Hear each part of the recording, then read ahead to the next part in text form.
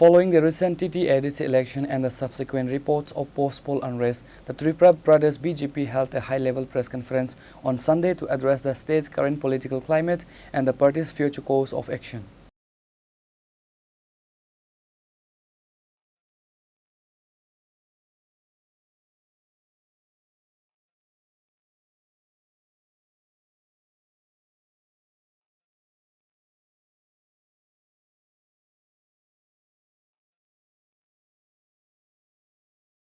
देखिए, इस बात को अगर हम कहते हैं डिलिमिटेशन की बात हो या अन्य हो, विपक्ष कभी चाहता ही नहीं है कि 33% महिलाएं वहां पे पहुंचे और अपनी बातों को मुखरता के साथ कहें।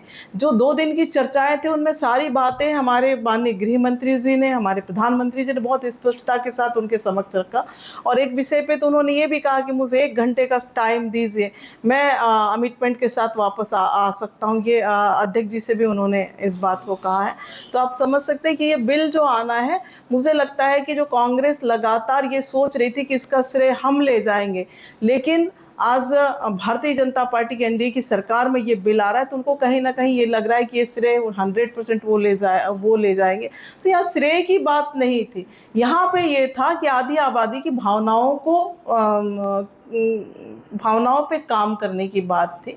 तो ये जिस तरीके से मैंने कहा कि परंतु किंतु लगाकर जो है इस बिल को रोकने का काम किया है और ये कांग्रेस ने किया है।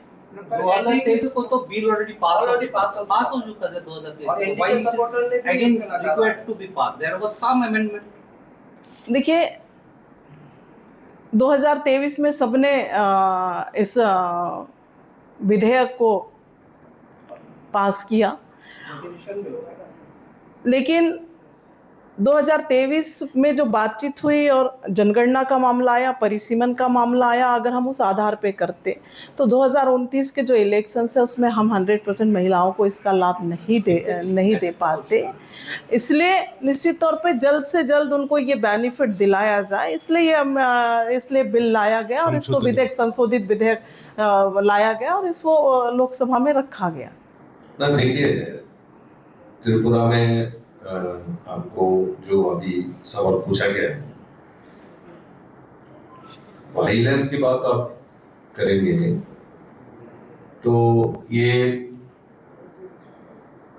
चुनाव की बात, रिजल्ट की बात, कुछ जगहों में हमारा कार्यकर्ता को मारा है, कुछ कैंडिडेट को भी मारा है, कुछ घर पर ही जलाया गया है।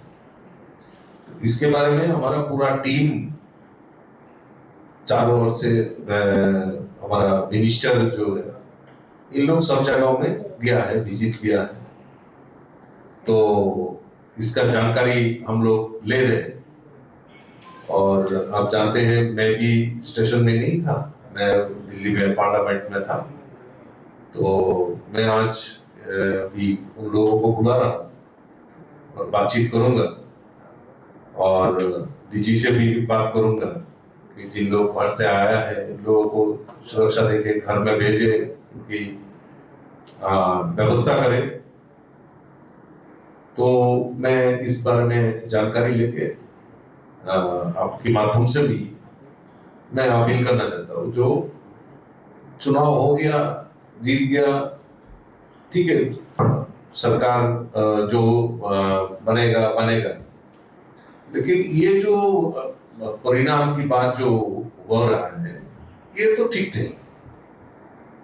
ये हमने देखा था ना, वो कम्युनिस्ट 25 साल सीपीएम का राज था, सीपीएम का राज में ये दृश्य हम लोगों को देखने को मिलता था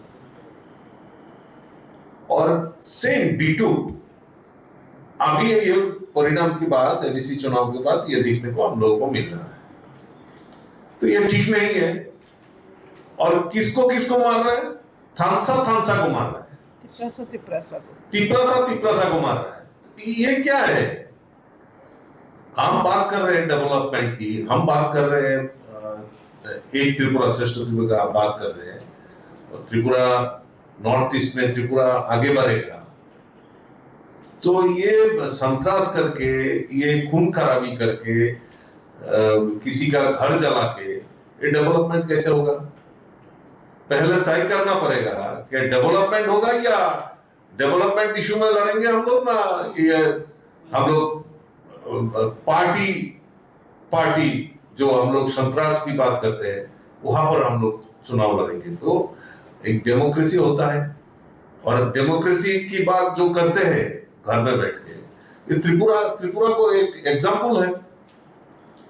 इस चुनाव में डेमोक्रेसी की बात जो खिलाफ जो बात करते हैं, त्रिपुरा एग्जाम्पल है।